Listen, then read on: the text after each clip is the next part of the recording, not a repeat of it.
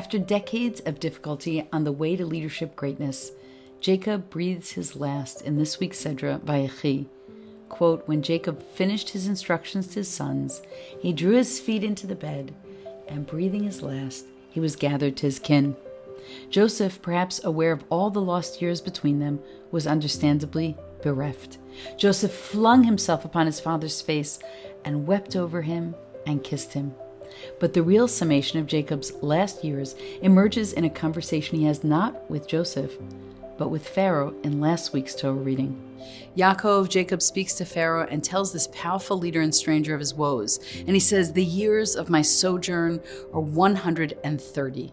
Few and hard have been the years of my life, nor do they come up to the lifespans of my ancestors during their sojourns. Pharaoh asks an odd question about Jacob's age, and then Jacob responds by telling Pharaoh something he never revealed to his sons. His life had been punishingly hard and is soon to be over. How Jacob knows this is never explained. After this upsetting download of misery, Pharaoh says nothing. He offers not a word of solace or consolation. Yaakov then exits the scene. The story progresses with no further mention of the encounter. All leaders have dark days, even dark years. Two great leaders in more recent world history, Abraham Lincoln and Winston Churchill, who are quoted all of the time, suffered terrible depression. Lincoln called it melancholy, but rather than seeing these difficult periods as obstructions, they may have held the key to their respective greatness. Churchill called his dark days the black dog. Jacob in this text struggled here, but there's a small redeeming detail that is often ignored in this conversation.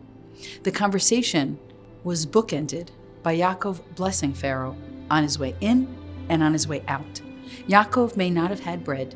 He may have been very far from home, and his last years were characterized by difficulty. But Yaakov always carried with him the capacity to bless.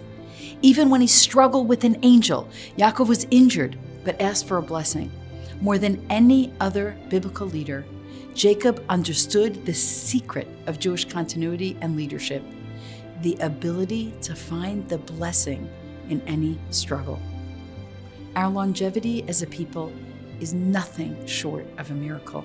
It can only be explained by the capacity to be a blessing and to bless others, even and especially when oppressed and downtrodden. This is leadership. This is Jacob.